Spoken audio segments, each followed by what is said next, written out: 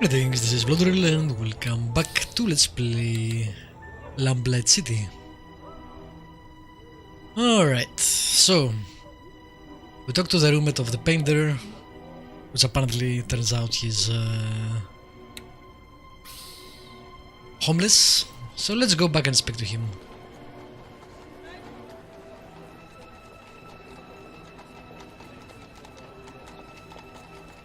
Where was his atelier?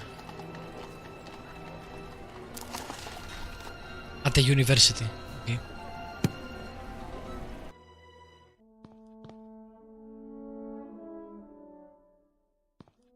Excuse me. Yes. Could I ask you a few more questions? Yes, I suppose so. Is it true that Miss Lathan recently changed her will to make you her beneficiary? Yes. You can imagine my surprise. My understanding is she left you quite a significant sum. I don't see how that's any of your business, but yes, she did. I'm very lucky.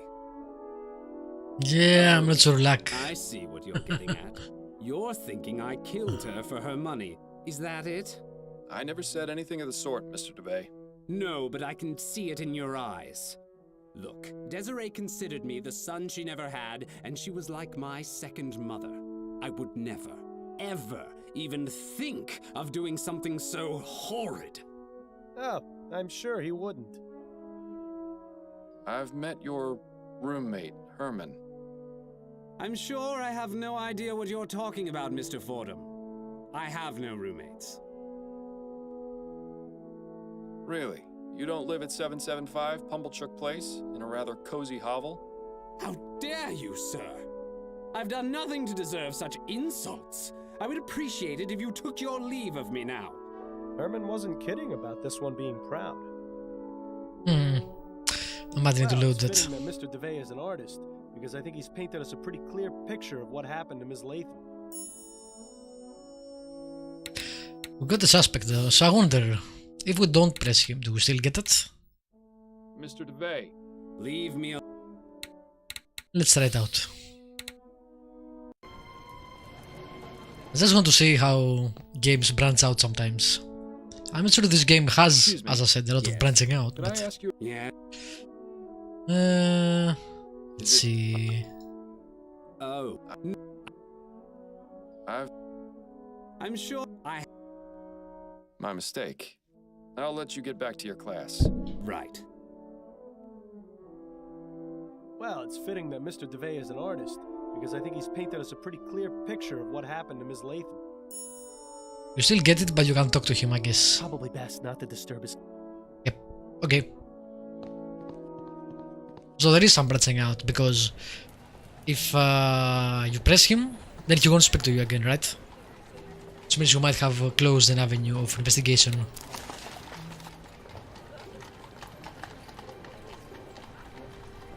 He definitely is a much better suspect. But we still are not sure. He has the motive, he has the opportunity.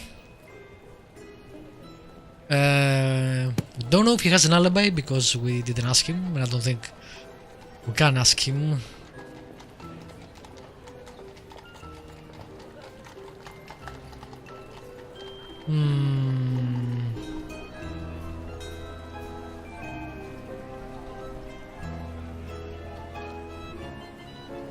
Where is the law office? Oh, can't go to the law office again.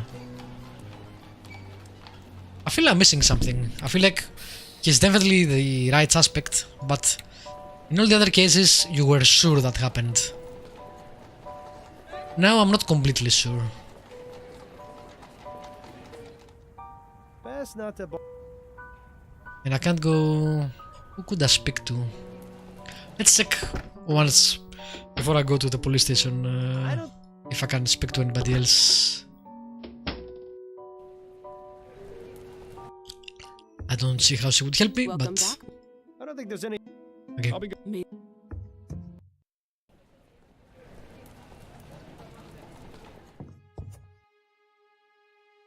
Nothing new to ask him. I don't think I can compare The oils... Well, I did compare that already, right? Why is the ass below the body? Below the... What is it called? This thing. Bed, Jesus Christ. Why is it below it? Also, it's like, you know, he probably set her on fire, but how? How did he achieve this result?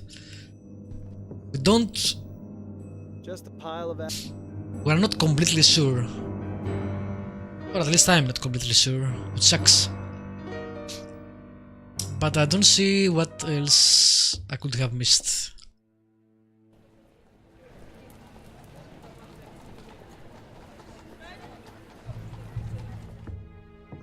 We haven't got it. Nothing else. Yeah, we know about her and she likes arson, but I think this is the red herring. Nothing more to ask.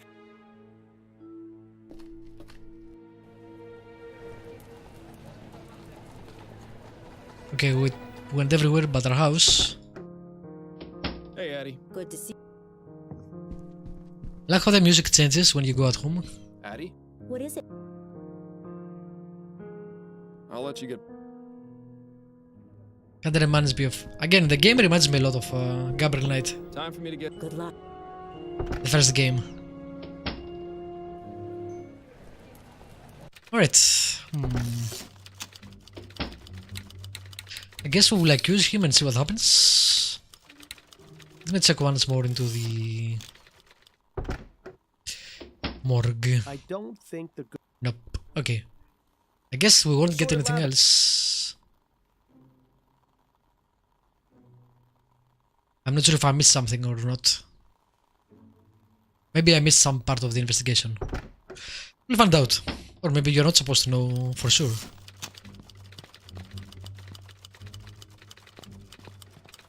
Got a moment, Upton? Yes, but let's make this quick. I'm done with the Lathan case. Oh? What have you got? She was murdered by Roger DeVay, a professor of art at the university, in order to claim her inheritance. DeVay befriended Miss Lathan and even painted her portrait, but his failure to establish a name for himself and to earn a living from his art was driving him mad. Miss Lathan cared for him as a son, and recently changed her will, naming Roger as her sole beneficiary. Roger knew of this, and decided killing Miss Lathan was the best way to solve his financial troubles. And how did he manage to do so? Desiree had given him a key to her apartment. While she was out at the Grand Dame's ball, he entered and left a pile of rags soaked in linseed oil under her bed.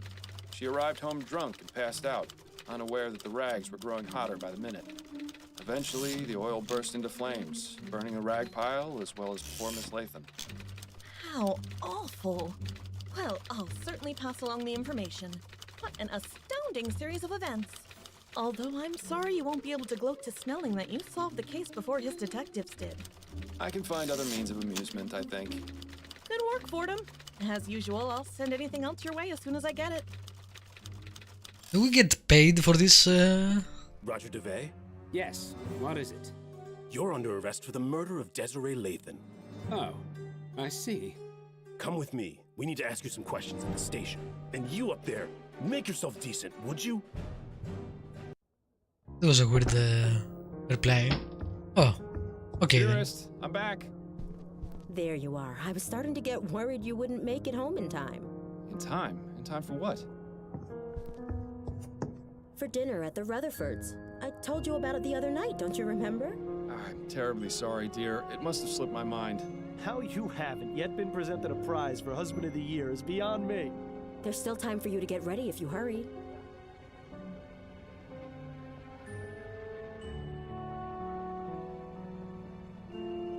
Why don't we spend a nice quiet evening in together?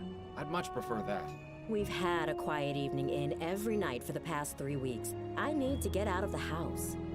Then go ahead without me. Please give Anne and Joseph my regrets. So you're just going to sit here at home by yourself?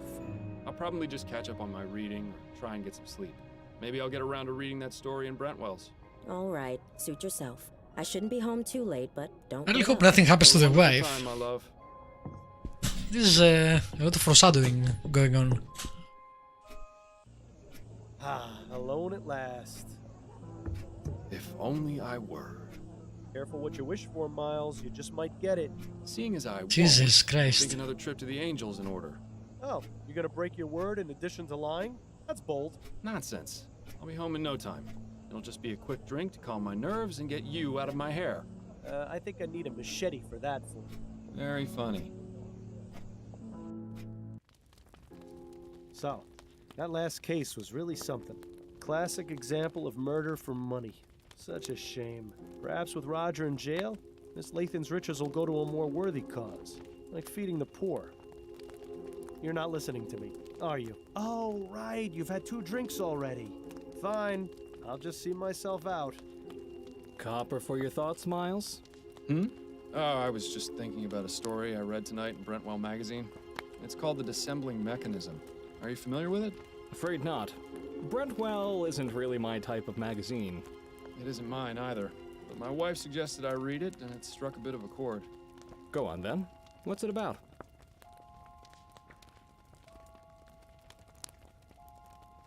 What? This is weird. I don't know what it's about actually. The story concerns an inventor, a man who's the greatest mind of the modern age. In this story, ethericity's been discovered, and the inventor understands and uses it in his work. Ah, one of those fantastic speculative stories. Anyway, this inventor spends his time creating mechanical wonders, the likes of which the world has never seen.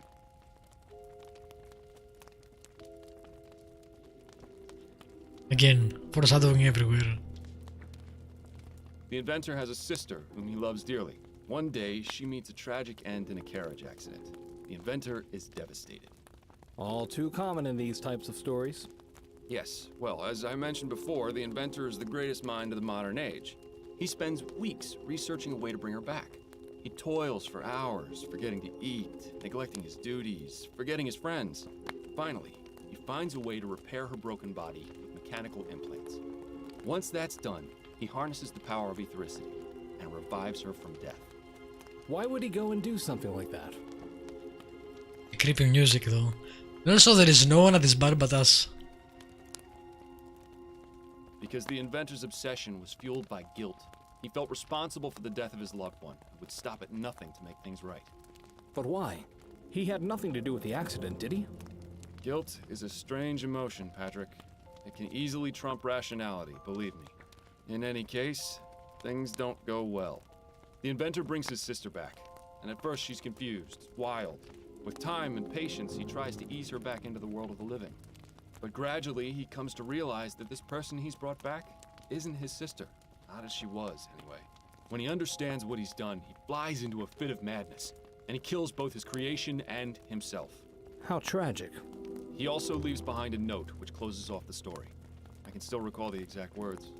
This dissembling mechanism hath not the vital breath of she whom I loved. It is not her. I have formed but a vain, mocking shadow of what is forever lost. That's one hell of a story, Miles. As I said, it resonated with me quite deeply. Same here. I can tell you, I'm glad that ethericity crap hasn't been discovered, or else this sort of thing won't just be in stories. You mark my words. Yes, I suppose that's one way of interpreting it. I should probably be getting home. One last gin for the road? No. Ah, hell, why God not? damn it.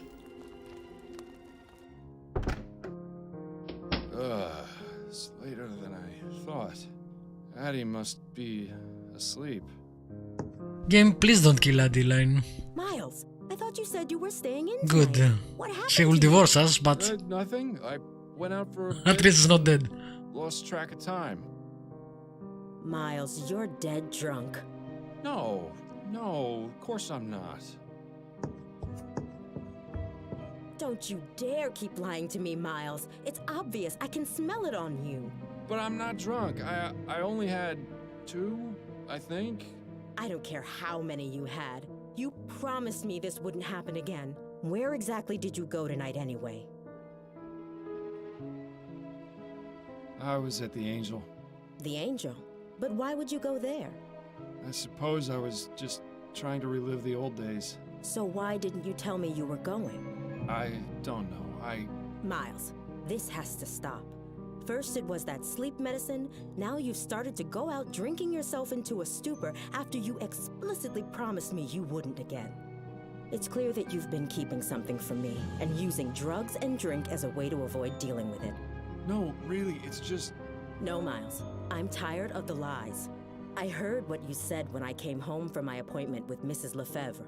God forbid Adelaide ever find out about something. I wanted to think I'd imagined it, so I let it go. But I've come to realize just how wrong I was. Addie, please. Enough. No more excuses, no more lying. I just want to hear the truth. What is it you're not telling me? Shit. I can't tell you, Addie. I'm sorry, but if I do, you'll think I'm crazy. Do you know what I think is crazy, Miles? The fact that you think it necessary to lie to your own wife. Am I to believe that for all these years you've never felt you could trust me? Of course not. It's just that this is different. A lie is a lie, Miles. And the bottom fact is you've been lying to me for months. Perhaps I was too naive or too distracted to see what was really going on, but you finally opened my eyes. This can't go on. I refuse to let it go on. What are you saying? Get out, Miles, and don't come back until you're ready to tell me the truth. Addie, you don't mean that. I do mean it, Miles. I don't care where you spend the night, but it's not going to be here. If you ever decide you want to tell me what's going on, I'll listen. But until then, just go.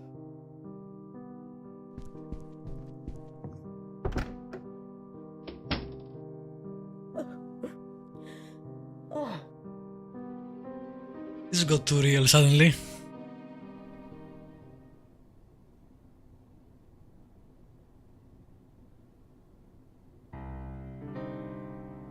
Take me away from all my troubles. So far away from all the worries in my life. Who in the ether is calling at this time of night? Oh, Miles! Please come in. It's so nice to see you outside of work. Oh, I get a hug and a kiss? Is that how it works now? You put up your rough and tough attitude, but I know deep down you're really a kitten. Upton, are you drunk? No, of course not. I admit I like to have a glass of wine or 6 to unwind after work, but I can hold my own. Well, I'm glad you're not, because I am. Wait, what's going on? Is everything all right? No, I'm afraid I've made a mess of things at home. Addie threw me out. Oh, Miles. I'm terribly sorry to hear that. Not as sorry as I am, believe me. What happened? It's really not worth getting into. Let's just say I need to figure some things out about my life. Don't we all? Constance, I hate to impose, but... Of course you can stay here, Miles. As long as you need to. Thank you. I won't need much space. That chair in the corner should do nicely. Are you sure? You won't be uncomfortable? I've slept in worse places, believe me. All right. Well, I should probably be getting to bed. Early morning tomorrow and all that. Of course. Have a good night, Upton. And thank you again for letting me stay. Not a problem. Good night. This is a horrible idea.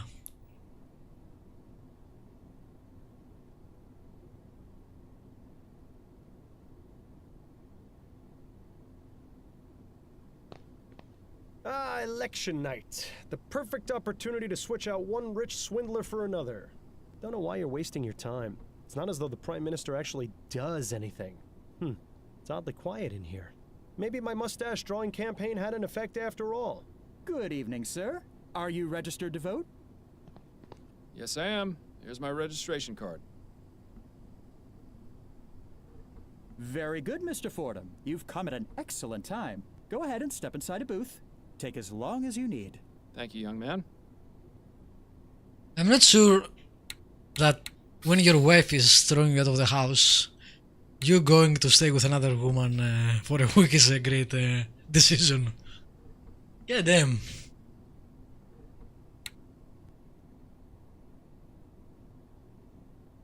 Yeah, at Also, least he you're should, already registered to he vote. should just tell Having her. to go through that bureaucratic nightmare tonight would have just added insult to injury. An ad for a brothel. At least they seem to know their audience. I thought they were trying to encourage people to vote. With all these rules, it's a wonder anyone bothers. A list of fools who think their opinion will actually make a difference.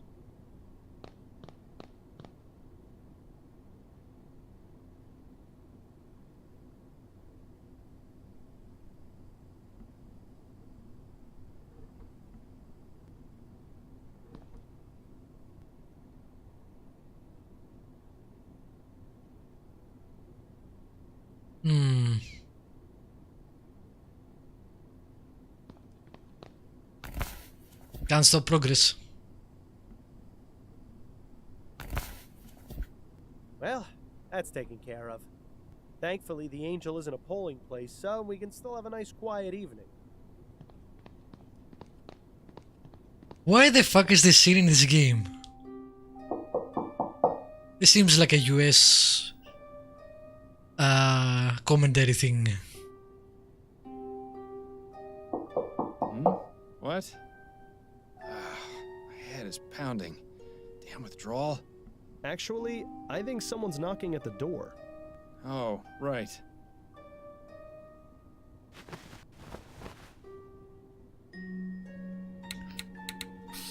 Alright. Also, I mean, you can sleep on a chair for a few days, but that must get tiresome. Before I have done that for like a couple of months, so you know. Good afternoon, miss. If you're looking for Miss Upton, I'm afraid she's not in right now. No, I've already spoken with Miss Upton. I'm looking for Mr. Miles Fordham. Oh, I see. Well, I'm Miles Fordham. What can I do for you, Miss... Mrs. Emily Morgan. I have a problem, you see. Miss Upton said you'd be able to help. I suppose you'd better come in. So, what seems to be the trouble? It's my brother, Ronan Lespay. He was murdered 4 nights ago outside a tavern in the Chum. Also, does he plan to spend his whole life in the chair? Does he plan to deal with a wife ever? On election night? Yes, I suppose it was. Could you please tell me what happened? The police took his body to the mortuary and investigated the crime scene, but they're out of ideas. I've been down there at the station every day, but they don't seem to care enough to look into it any further.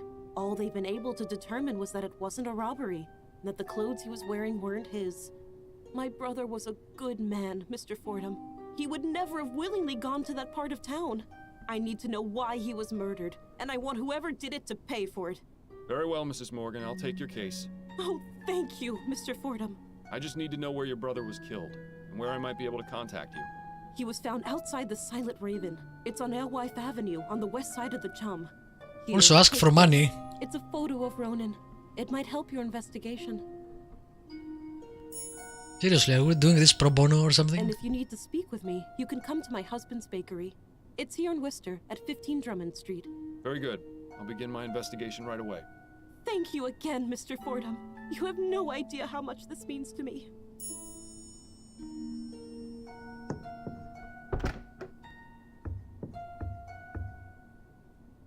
Well, this case has our names written all over it. Maybe it'll be good practice for finding the man who caused my death, eh? Alright. Miles is not dealing with his shit, that's for sure. Let's see what the... Aha. So the guy we voted for lost. I wonder if the opposite would have happened if we have voted for this guy.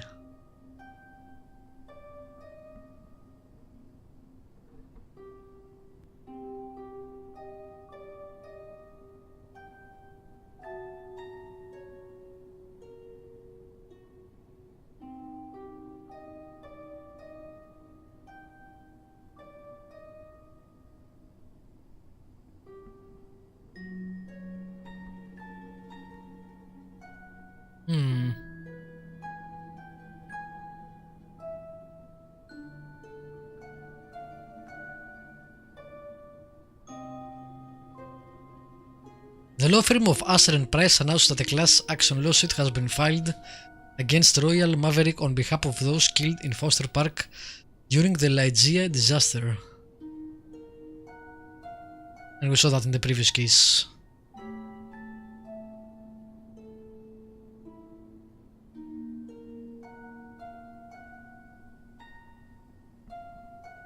And this is the previous case.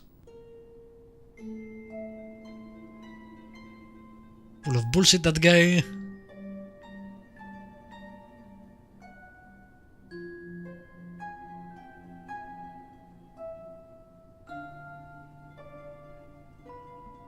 That guy taking credit for all our work. Judging by the uncanny resemblance, I'd say these are Upton's parents. I'm guessing Upton is single. I haven't seen a husband. I'm guessing he would object to us staying here. Has gotten some good use. It was quite the rainstorm we had yesterday. A lady silhouette. Pretty sure it just means the artist wasn't talented enough to draw her for real. Therein lies Upton's boudoir. As a matter of respect, the less said the better, I think. Should have listened to your mother. You should have practiced. Not a very inspiring piece. Hell, I could probably paint it better. It looks pretty similar to the one in your bedroom. I like the color of this one better, though. Mostly cookbooks. Yeah, at least you won't have to worry about starving while you're staying here. No comment about us staying here? Okay.